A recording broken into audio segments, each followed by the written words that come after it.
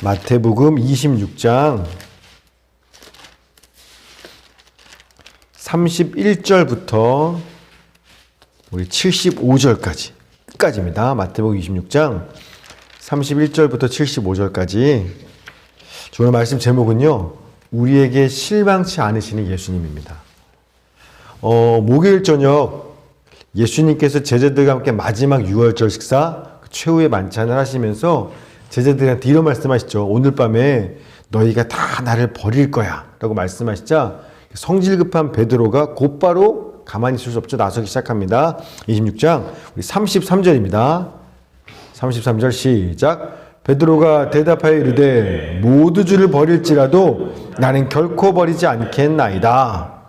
그러자 예수님께서 베드로가 듣기에 섭섭한 말씀을 하시는 거예요. 34절이요. 예수께서 이르시되 내가 진실로 내게 이르노니 오늘 밤 다 굴기 전에 내가 3번 나를 부인하리라. 아멘. 이런 말 듣고 가만히 있을 베드로가 아니죠. 진짜요? 라고 하는 게 아니라 절대 그럴 리 없다고 이야기합니다. 35절 시작. 베드로가 이르되 내가 주와 함께 죽을지언정 주를 부인하지 않겠나이다 하고 모든 제자도 그와 같이 말하니라. 주와 함께 죽을지라도 부인하는 일은 없을 거예요. 자, 그 후에 예수님은 예루살렘 성 밖으로 나가셔서 감람산 남쪽에 있는 겟세마네 동산으로 가십니다. 이 겟세마네라는 곳이 기름 짜는 곳이란 곳에서 제가 실제로 가보니까 올리브 나무가 지금도 많이 있어요. 그런데 그 중에 2000년 된 올리브 나무라고 된 것도 있더라고요. 정말 멋있게 커다랗게. 그래서 막 가면 예수님이 기도하시던 모습 겟세마네에서 이 나무는 봤을 거야. 막 이제 그런 얘기 설명도 해줍니다. 그리고 예수님이 기도하시던 바위도 있어요. 지금은 거기에 열방교회라고 만국교회라는 교회를 세웠는데 그 안에 이렇게 바위가 앞쪽에 커다랗게 여기서 예수님께서 기도하시던 감람산에서 그런 바위도 있습니다. 예수님께서 그곳에 가셔서 제자들한테 내 마음이 죽을 것처럼 괴롭고 고통스러우니까 나와 함께 기도해줘 라고 부탁하시고서는 당신도 하나님 앞에 기도하시는 겁니다. 우리 38절 39절 시작. 이에 말씀하시되 내 마음이 매우 고민하여 죽게 되었으니 너희는 여기 머물러 나와 함께 깨어있으라 하시고 조금 나아가사 얼굴을 땅에 대시고 엎드려 기도하여 이르시되 내 아버지여 만일 할만하시거든 이 잔을 내게서 지나가게 하옵소서. 그러나 나의 원대로 마시옵고 아버지의 원대로 하옵소서 하시고. 아멘. 이제 날이 밝으면 십자가에 못 박혀 죽을 것을 아시는 예수님께서는요, 두려운 거예요. 살과 막 살이 찢기고 죽음의 고통이 왜 두렵지 않겠습니까? 그런 육신의 고통도 두려우실 뿐만 아니라 사실 진짜 두려우신 건 태초부터, 아니 영원전부터 한 몸이셨던, 하나셨던 하나님 아버지와 분리되는 거. 나를 늘 사랑한다고 말했던 아버지가 나를 죄의 덩어리로 보고 진노하고 저주하며 아버지와 끌어지는 것이 아마 두려우신 겁니다. 여러분, 우리는요, 두려운 고난을 직면할 때 제발 이 잔을, 이 고난을 피하게 해달라고 기도하죠. 여러분, 근데요, 그런 기도는요, 3년 전에 예수께서 세례받고 나섰을 때 그때 마귀가 예수님을 찾아와서 했던 시험이 그런 기도예요. 야, 굳이 십자가에 죽는 고난 당하고 그 고난 받고서 영광 받는다? 고난 없는 영광은 없다? 아니, 그런 거 없어. 고난 받지 않아도 네가 나한테 절 한 번만 하면 세상 만국 영광을 다 너한테 줄게. 고난 없는 영광을 가지라고 했던 건, 고난을 피하라고, 영광만 가지라고, 이건요, 마귀가 했던 시험이에요. No cross, yes crown. 이건 마귀가 했던 시험이에요. 그러나 예수님은 그런 걸 단칼에 거절하시죠. 그래서 십자가의 고난을 감당하게 해달라고 오늘도 3번이나 기도하시는 겁니다. 기도라는 건 바로 이 목적을 위해서 하는 겁니다. 고난을 피하려고 기도하는 게 아니라 고난을 감당하려고 우리는 기도한다라는 겁니다. 아멘이죠. 네. 그러니까 기도하면 너 기도해. 그러면 내가 고난 없는 영광과 축복을 줄게. 이런 약속은요, 사탄이 하는 약속이에요. 네가 이렇게만 하면 고난 안 받을 수 있어. 기도하면 복 받을 수 있어. 이건요, 사탄이 충만히 하는 약속이에요. 예수님께서 보여주신 기도의 본, 주님께서 우리에게 하신 약속은 뭐냐면 네가 어떤 시험과 고난을 당하든지 간에 기도하면 끝까지 인내하고 감당하고 이겨낼 수 있게 해줄게. 이게 예수님이 기도에 대해 보여주신 본이고 약속인 겁니다. 요한일서 3장 22절 무엇이든지 구하는 바를 그에게서 받나니 이는 왜냐하면 우리가 그의 계명을 지키고 그 앞에서 기뻐하시는 것을 행함이라. 아멘. 여러분, 기독교의 기도는요, 고난 없는 영광, 고난 없는 축복을 받기 위해서가 아니라 어떤 십자가 죽음의 고난일지라도 그게 나를 향한 주님의 계명이야? 주님이 기뻐하시는 뜻이야? 그 뜻을 위해서 무엇이든지 기도해라. 내가 응답해 줄게. 받을 거야. 이렇게 말씀하시는 겁니다. 여러분, 감당하기 힘든 고난 같은 사람들이 있죠. 여러분 주변에. 그런 상황이나 문제들도 있을 겁니다. 그때는요, 주님 제발 좀 이 사람 이 고난 좀 피하게 해주세요. 나 못하겠어요. 그렇게 기도할 것이 아니라 주님은 원수까지도 사랑하려고 하셨는데 주님 도저히 나는 사랑도 감당도 안 돼요. 이 사람이든 이 문제든요, 나는 해나갈 수 없어요. 이걸 누가 감당할 수 있겠어요. 그런 불가능한 일 있으세요? 그러면 그걸 없애달라고 기도하는 게 아니라 주님 뜻이면 제가 감당할 수 있도록 기도하는 겁니다. 우리가 주 뜻대로 살 수는 없어도요, 주 뜻대로 살게 해달라고 기도할 수는 있잖아요. 그러면 무엇을 기도하든지 간에 주님께서 내 뜻 이루도록 응답하시겠다는 겁니다. 기도는 그렇게 하는 거고요. 예수님은 오늘 이 겟세마네 동산에서 그 기도로 하시는 거예요. 그렇게 십자가 고난의 잔을 피하지 않고 받아내게 해달라고 3번을 기도하시기를 마치자 12제자 하나인 가룟 유다가 종교 지도자들이 보낸 무리들을 데리고 예수를 붙잡으려고 온 것 같습니다. 우리 47절이요. 시작. 말씀하실 때 12 중에 하나인 유다가 왔는데 대제사장들과 백성의 장로들에게서 파송된 큰 무리가 칼과 몽치를 가지고 그와 함께 하였더라. 아멘. 무장한 무리들이 와서 예수님을 딱 붙잡았어요. 자, 그러자 불과 몇 시간 전, 며칠 전도 아닙니다. 몇 시간 전에 저녁 식사 자리에서 주를 결코 버리지 않을 거예요 라고 호언장담했던 11명의 제자들이 다 도망쳐버리죠. 예수님은 홀로 남았고 대제사장의 집으로 끌려가시는 겁니다. 재판받기 위해서. 자, 56절 57절 시작. 그러나 이렇게 된 것은 다 선지자들의 글을 이루려 함이니라 하시더라. 이에 제자들이 다 예수를 버리고 도망하니라.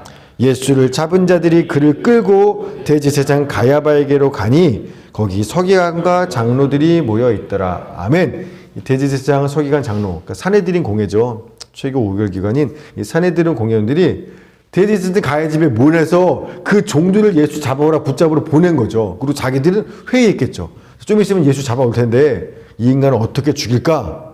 거짓 증언을 만들면서 거기서 회의하고 있고 아니나 다를까 예수를 잡아오자 예수 앞에 세워놓고 불법 재판을 시작하는 겁니다. 59절이요. 시작. 대제사장들과 온 공회가 예수를 죽이려고 그를 칠 거짓 증거를 찾으매. 아멘.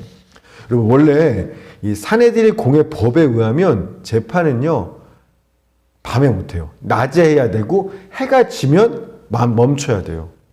또 무죄가 선고가 됐으면 재판하는 그날 선고하는 거예요. 근데 유죄예요? 그러면 하루 기다렸다가 다음날 선고하는 거예요. 이게 이제 사내들의 공회 법인데 지네가 다 어기는 거예요.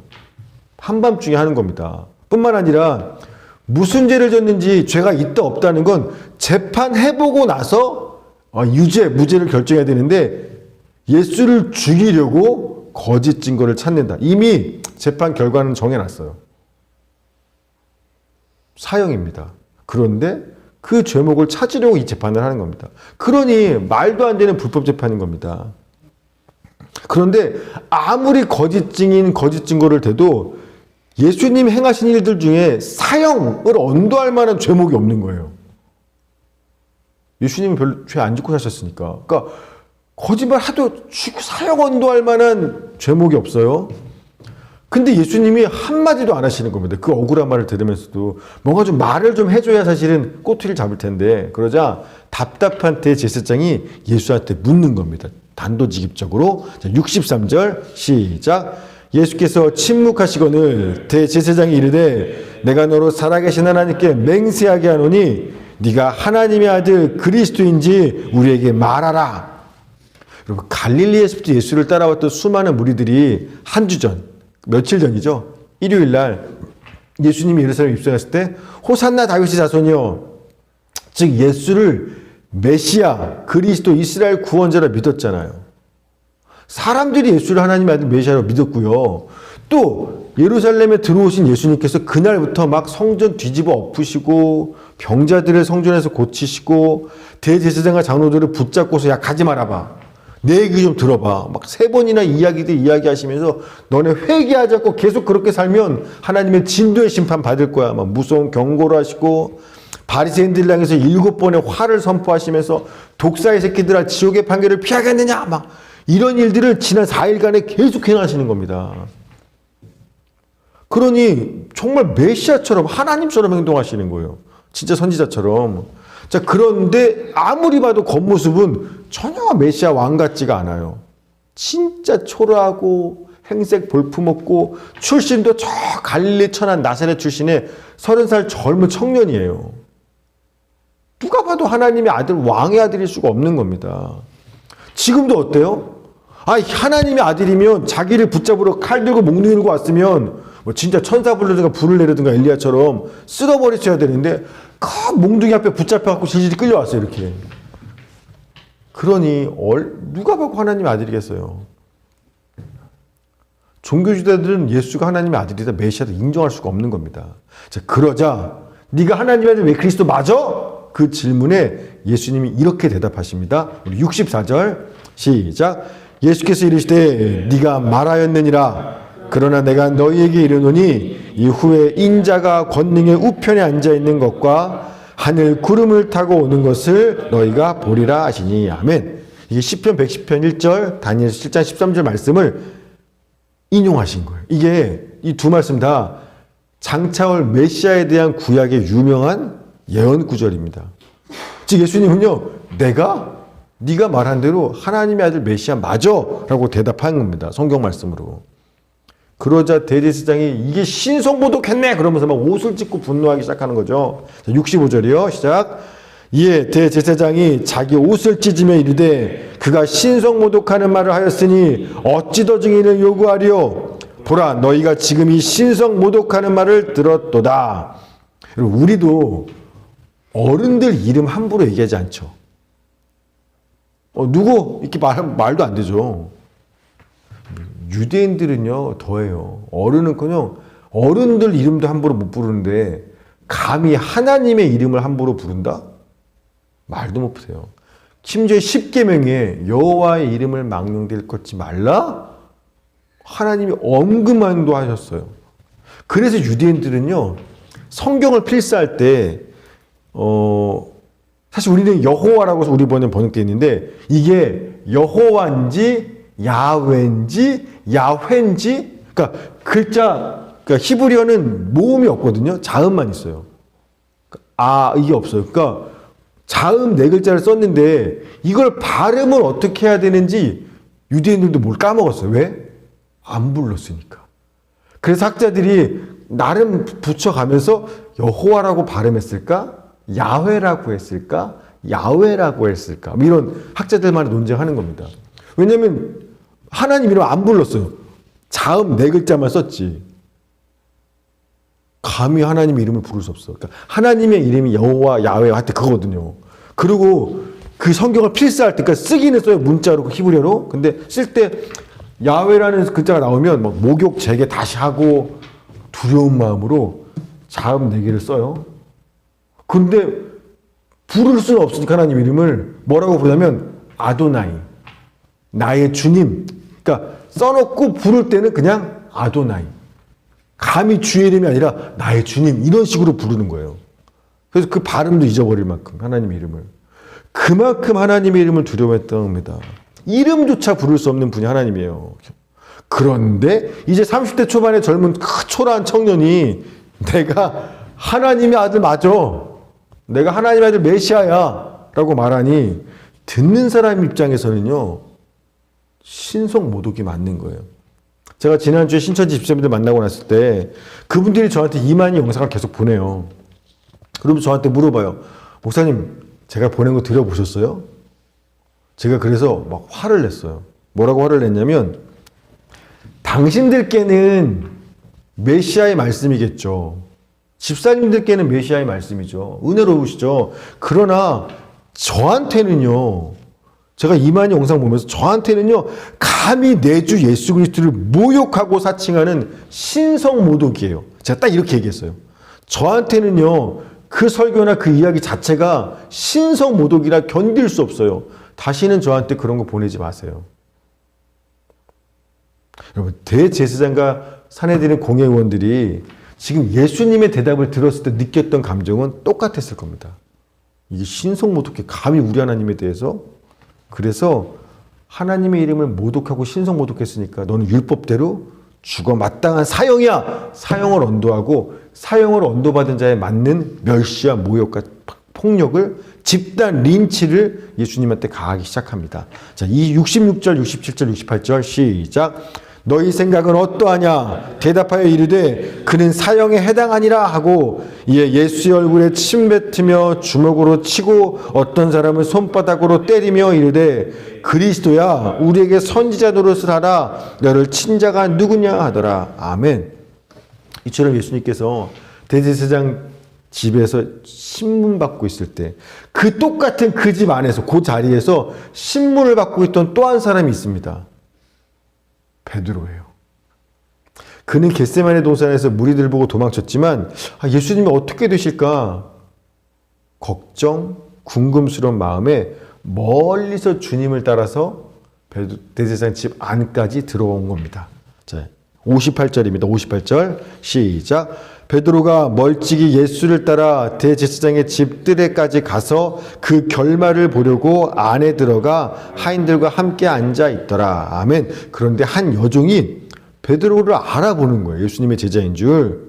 자, 69절입니다. 69절 시작. 베드로가 바깥 뜰에 앉았더니 한 여종이 나와 이르되 너도 갈릴리 사람 예수와 함께 있었도다 하거늘.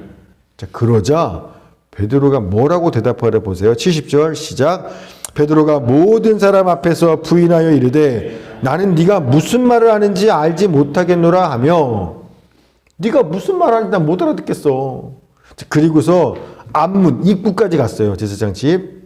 근데 다른 여종이 또 알아보는 겁니다. 베드로를. 그러자 이번에도 베드로가 대답합니다. 72절 시작. 베드로가 맹세하고 또 부인하여 이르되 나는 그 사람 알지 못하노라 하더라. 아멘. 이번에는 맹세까지예요. 예수를 모른다고 부인하면서 뭐라고 말하냐면 아까는 네가 무슨 말 하는지 다 못 알아듣겠어. 지금은요. 예수를 아예 모르는 사람이에요. 나 그 사람 남인 겁니다.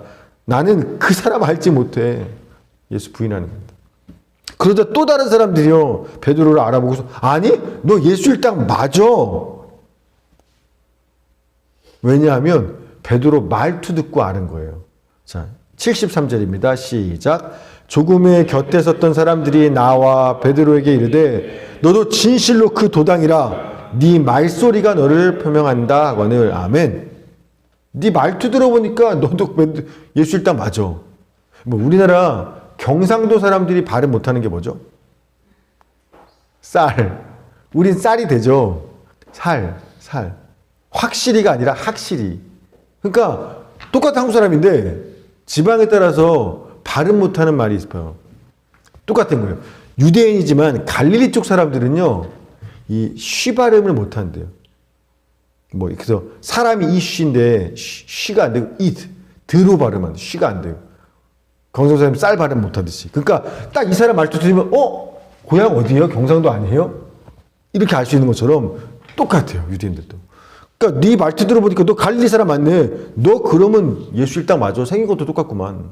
이렇게 하는 겁니다. 그러자 베드로가 말합니다. 74절 시작. 그가 저주하며 맹세하여 이르되 나는 그 사람을 알지 못하노라 하니 곧 닭이 울더라. 아멘. 이번에는 그냥 맹세가 아니라 예수님을 저주까지 하면서 나 그 사람 진짜 모른다니까 예수를 저주까지 하면 모른다고 부인합니다. 이 세 번째 부인을 하자마자 닭이 울게 되고 베드로는 어젯밤 예수님이 최후에 만졌다 하신 그 말씀이 생각나서 그제서야 대제사장 집 밖으로 뛰쳐나가서 심히 통곡하며 울게 되죠. 75절 시작. 이에 베드로가 예수의 말씀에 닭 울기 전에 네가 3번 나를 부인하리라 하심이 생각나서 밖에 나가서 심히 통곡하니라. 아멘. 마치 영화 속의 한 장면 같지 않습니까? 같은 장소에 두 사람이 있는데 똑같이 각자 신문 받고 있어요.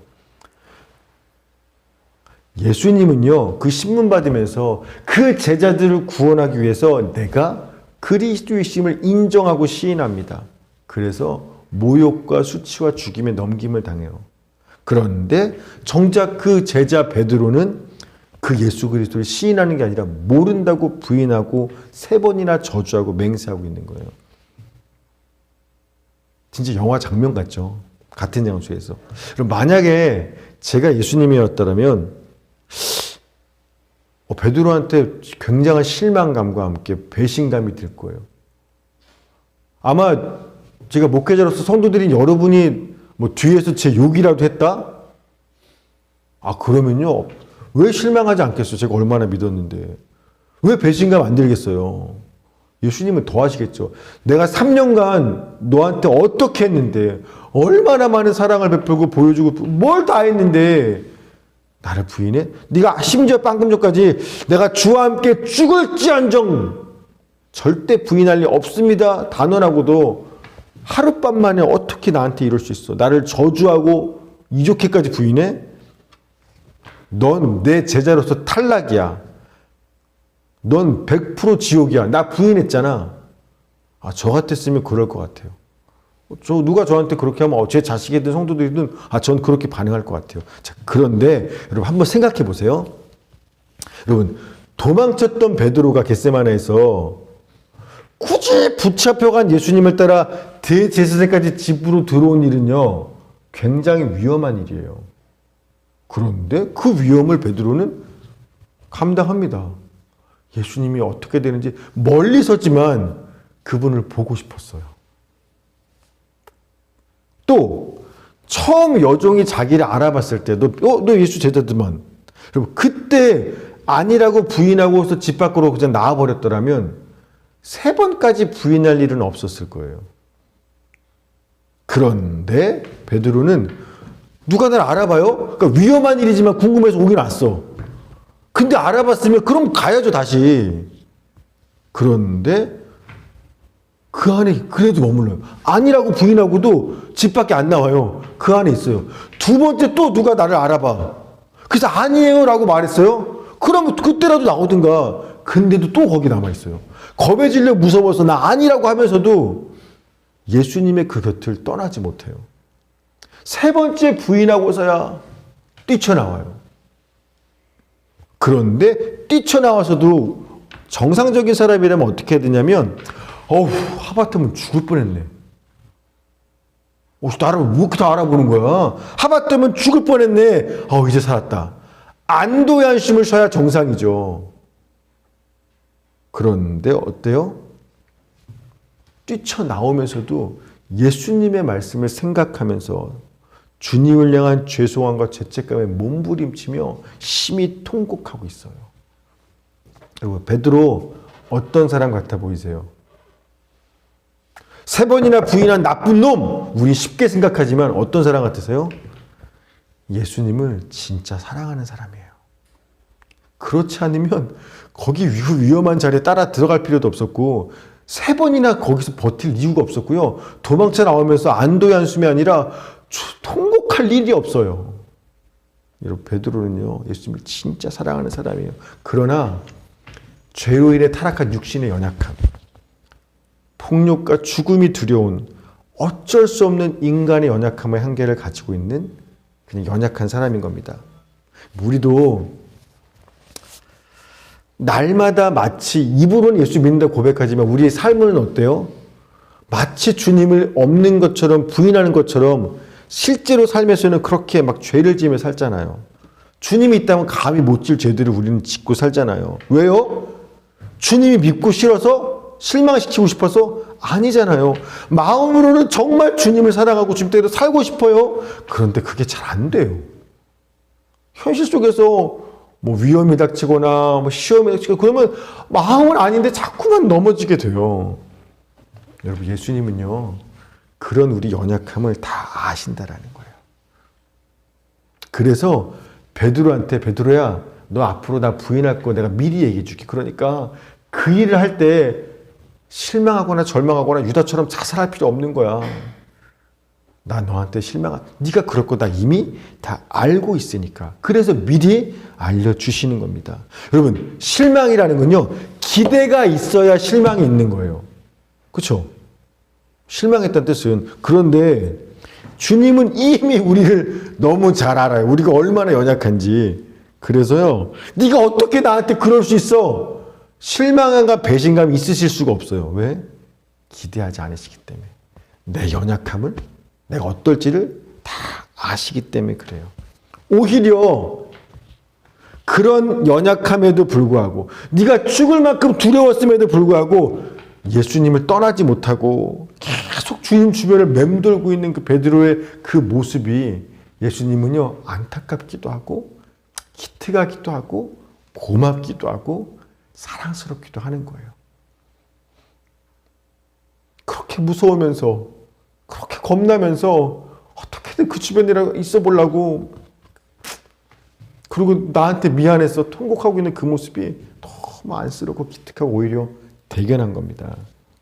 사랑하는 여러분, 우리가 마음으로는 정말 주님을 사랑하고 주의 뜻대로 살고 싶은데 실제 삶으로는 하루에 3번, 아니 30번도 더 주님을 부인하는 것 같은 죄를 지며 넘어질 때, 그리고 그런 내 모습을 보면서 막 나 어떡해요 주님, 진짜 미치겠어요 나, 우리 가슴을 치며 통곡하고 괴로워할 때 주님은요, 야 네가 나 믿고 사랑하다면 그런 죄를 져? 안 그래요.